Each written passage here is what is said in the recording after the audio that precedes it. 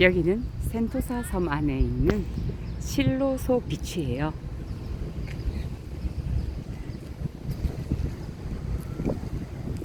바깥쪽으로 섬들이 보이죠? 그냥 동글동글하게 나지막하게 예쁘잖아요. 네, 저 섬은 인공섬이라고 해요. 방파제 역할을 한답니다. 자, 무엇에 대한 방파제일까요?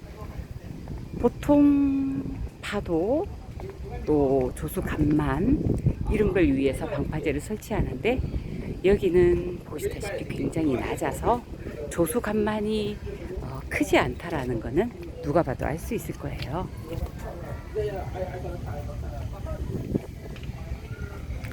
네, 이 백사장을 유실을 하지 않기 위해서 이렇게 인공섬을 설치했다고 합니다. 그래서 모래가 바다로 빠져나가는 걸 막는 거죠. 근데 이 작은 비치 안에 저기 보시면 케이블카 있고요, 짚라인이 있어요. 그리고 4명이서 같이 이렇게 엎드려서 타는 번지 점프 있죠? 그것도 있더라고요.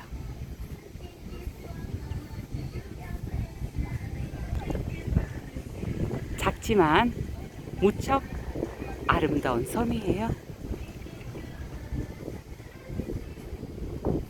사람도 많지 않고 조용해서 정말 휴가를 즐기기에는 딱인 곳이 아닐까 싶네요.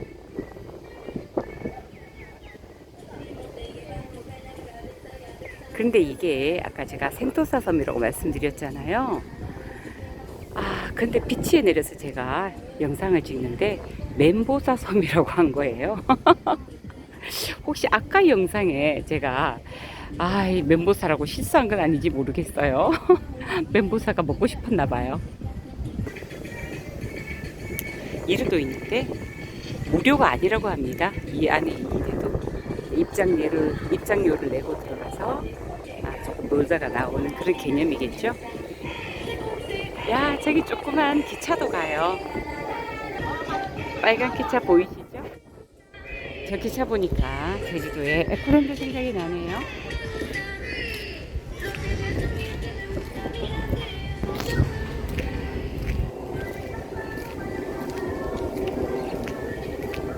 와, 저기 짚라인 보이세요?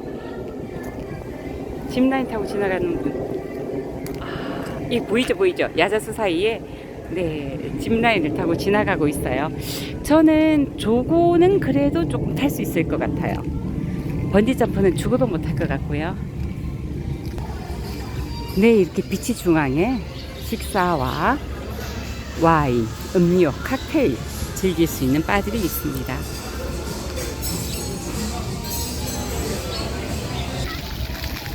여기는 분수가 나와서 아이들이 신나게 물놀이도 하고 있네요. 정말 시원할 것 같아요. 저기 중앙에 텐트 정말 뜨거울 것 같은데요. 이야, 이 야자수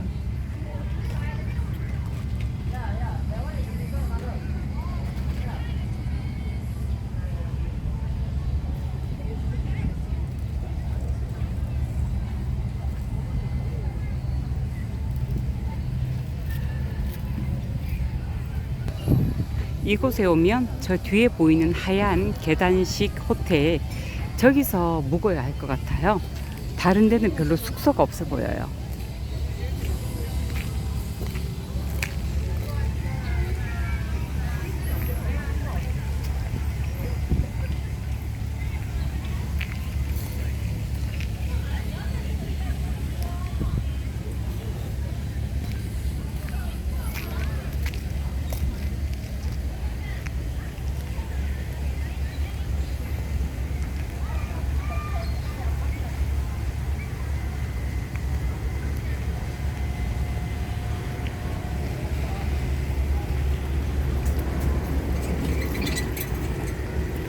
저런 차를 타고 이 비치를 관리하는 것 같네요. 야, 저 기차가 아니고 그냥 타이어로 가는 거예요. 레일이 없고 그냥 도로에, 아스팔트 도로에 저런 차가 다니면서 네, 관광객들을 한 바퀴 구경시켜 주는 것 같네요.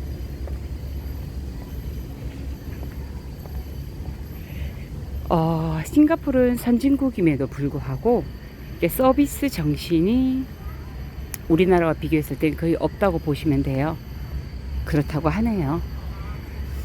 절대로 직원들이 손님에게 잘못을 해도 미안하다고 말하지 않는다고 합니다. 아주 당당하게 자기는 미안한 게 없다라고 해요. 우리 가이드가 이제 그런 일례를 몇 개 들어주는데, 야, 정말 대한민국 같으면 정말 말도 안 되는 얘기죠. 그런 불친절함이 싫기는 하지만 어떤 생각이 들었는 줄 아세요? 우리나라에 왜 백화점이나 어떤 큰 매장 같은 데 가서 갑질하는 사람들 있잖아요. 그런 사람들 싱가포르에 보내고 싶어요. 괜한 쌤통일까요?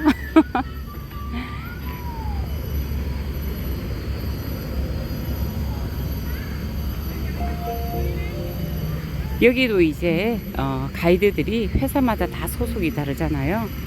근데 이제 여행사 중에서도 사실 하나투어가 조금 커니까 하나투어 가이드 하는 사람들을 모아놓고 하나투어 본사에서 서비스 교육을 시키는데, 실제로 대한민국에선 이러이러할 정도로 고객은 왕이 아니라 신이다, 이 정도로 교육을 시키면 싱가포르에 있는 가이드들은 학을 띈다고 합니다.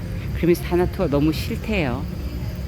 물론 서비스하는 직원들이 자기들도 돈을 벌기 위해서 하는데 그런 서비스 정신이 너무 없는 것도 문제이긴 하지만, 저는 왠지 그 갑질하는 사람들 정말 싱가포르에 한 1년 보내서 정신 좀 차리게 하고 싶네요.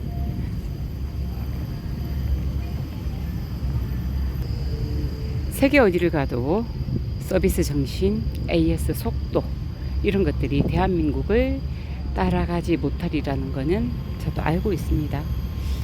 그러나 그런 것들을 너무 악용하는 사람, 있다고 다른 사람들을 무시하는 사람, 정말 있는 사람들은 그렇게 안 할 거예요.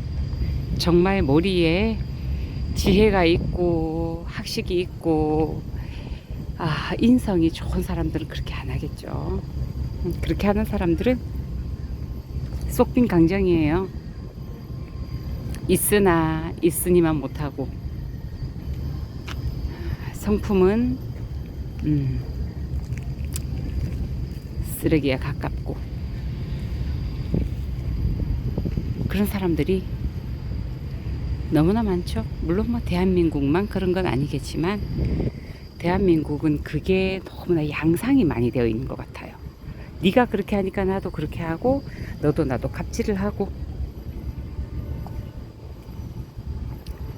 누가 갑인지 을인지 구분도 안 되는 상태로 뒤집어지기도 하고, 물론 이런 것들은 극과 극을 달리다가 어느 순간인가 또다시 방향이 바뀌기도 해요. 옛날에는 교권이 굉장히 우세했었잖아요. 사실 저희들 어릴 때만 해도 학교에서 맞고 오는 거 그거 별일 아니었죠. 그러다가 지금은 교권이 우선이 아니라 학부모가 우선이죠. 오히려 학교보다 학원이, 선생님들이 더 파워가 세고 할 정도로. 근데 이번에 교사들이 극단적인 선택을 몇 명이나 그런 선택을 하고, 사회적 분위기가 이제 갑과 을이 그만 존재해야 된다라는 분위기, 어쩌면 갑과 을이 바뀔 수도 있는, 바뀌지는 않겠지만, 바뀌어서도 안 되겠지만, 정말 그런 선택을 하신 분들한테 너무 애도의 마음을 표현하지만 그분들이 터닝 포인트가 되는 게 아닐까.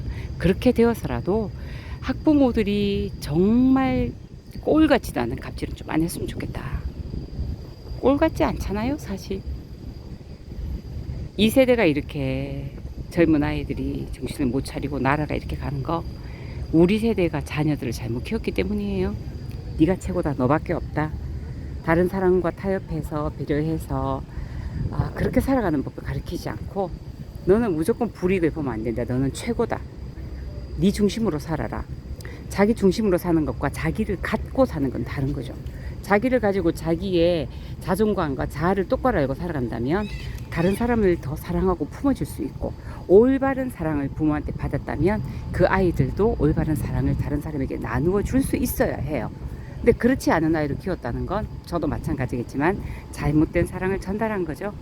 네, 이 세태가 이런 거, 요즘 아이들이 왜 이래 탓하지 말고요, 잘못 키운 우리를 탓해야 돼요. 우리가 그 보상이라 그래야 되나요? 잘못된 보상을 받고 있는 거겠죠. 안타까운 현실입니다.